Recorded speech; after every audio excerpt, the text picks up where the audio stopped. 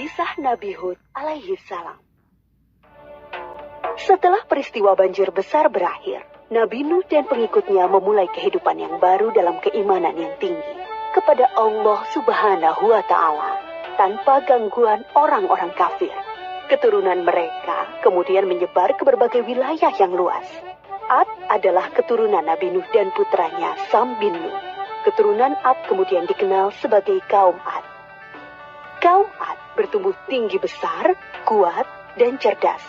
Mereka tinggal di daerah dekat Yaman. Kaum Ad dianugerahi Allah daerah yang subur, sungai-sungai yang mengalir, kebun-kebun yang luas, dan hasil bumi yang melimpah. Kaum Ad pandai dalam tata kota dan pemerintahan. Mereka mahir membuat bangunan-bangunan tinggi, megah, dan indah dari gunung pasir di puncak-puncak bukit. Mereka juga membuat benteng-benteng yang kokoh dan saluran irigasi dan kolam-kolam. Ternak mereka pun berkembang dengan baik. Dengan anugerah Allah yang luas dan kerja keras mereka itu, kaum Ad menjadi makmur dan lebih maju dari kaum lainnya, serta lebih disegani.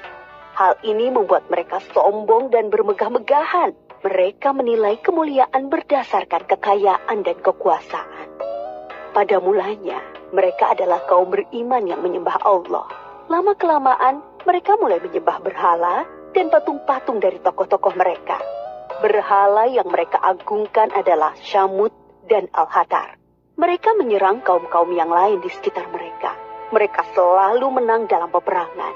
Mereka berlaku kejam dan sewenang-wenang terhadap para tawanan. Kehidupan sehari-hari mereka kemudian dipenuhi maksiat, penindasan kepada yang lemah, dan kedurhakaan kepada Allah. Di tengah masyarakat yang rusak itulah, Nabi Hud alaihi salam diutus Allah untuk menyampaikan ajarannya. Nabi Hud berasal dari keluarga kaya dan terpandang di kalangan kaum Ad. Akhlaknya mulia, cerdas, dan tidak terpengaruh oleh kerusakan kaumnya. Setelah sampai perintah Allah, mulailah beliau berdakwah mengajak kaumnya untuk kembali menyembah Allah. Hai kaumku, sembahlah Allah, tinggalkanlah berhala-berhala itu. Aku tidak meminta imbalan kepadamu atas semua ini. Upahku hanyalah dari Allah. Nabi Hud berdakwah dengan sabar tanpa putus asa. Tak henti-hentinya mengajak kaumnya untuk bertakwa kepada Allah, agar mereka terhindar dari azab Allah, sehingga mereka tidak mengalami nasib yang sama dengan kaum Nabi Nuh. Tetapi kebanyakan kaum Ad tidak mau mengikuti ajakan Nabi Hud. Mereka bersikeras untuk tetap menyembah berhala. Mereka menganggap Nabi Hud lemah akal dan gila. Dengarlah Hud, sembahan-sembahan kami telah mengutukmu, sehingga engkau menjadi gila. Ucapanmu ngelantur, kacau. Itu karena kau menghina sembahan-sembahan kami. Kami tidak percaya pada ucapanmu. Datangkanlah azab yang telah engkau ancamkan. Kami tidak takut sedikit pun. Nabi Hud mengadukan kepada Allah atas perlakuan kaumnya. Beliau menyerahkan kepada Allah urusan pembalasan terhadap para pembangkang itu. Kemudian Allah menurunkan musim yang panjang, yang membuat sungai-sungai dan sumur-sumur menjadi kering. Tanaman dan binatang ternak banyak yang mati. Kaum Ad dilanda kelaparan dan kehausan yang parah. Keadaan ini berlangsung beberapa tahun. Nabi Hud terus mengajak kaumnya untuk kembali menyembah Allah. Wahai kaumku, mohonlah ampun kepada Allah. Niscaya Dia akan menurunkan hujan yang lebat dan menambah kekuatanmu.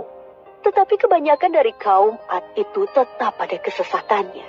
Mereka memohon-mohon pada berhala itu untuk segera mengakhiri kemarau dan menurunkan hujan. Mereka tetap tidak mau menyembah Allah.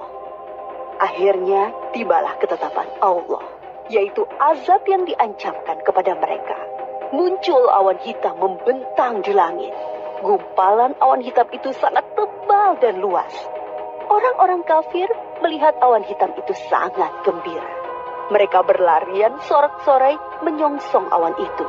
Mereka mengira hujan lebat akan turun sebentar lagi. Sesembahan kita telah mengabulkan doa kita. Hujan akan turun. Kesengsaraan kita akan segera hilang. Ternyata Ternyata dugaan mereka salah besar. Gumpalan awan itu adalah azab dari Allah untuk orang-orang kafir. Terdengar suara gemuruh yang menakutkan. Bertiup angin yang sangat kencang. Angin itu dingin sekali rasanya. Orang-orang yang semula berkumpul menyambut hujan menjadi panik berhamburan mencari perlindungan. Jerit tangis terdengar di mana-mana. Tolong! Oh, dingin sekali. Ampun! Aku tidak tahan. Tolong! Orang-orang itu putus asa dan menyesal. Tetapi sudah terlambat. Angin dingin itu bertiup luar biasa kencangnya. Selama 7 hari 8 malam. Menumbangkan apa saja yang dilaluinya. Pohon-pohon, gedung-gedung megah, rumah-rumah, patung-patung, berhala. Semua rusak porak-poranda. Setelah 7 hari 8 malam, topan itu berhenti. Negeri kaum Ad yang megah telah rusak binasa.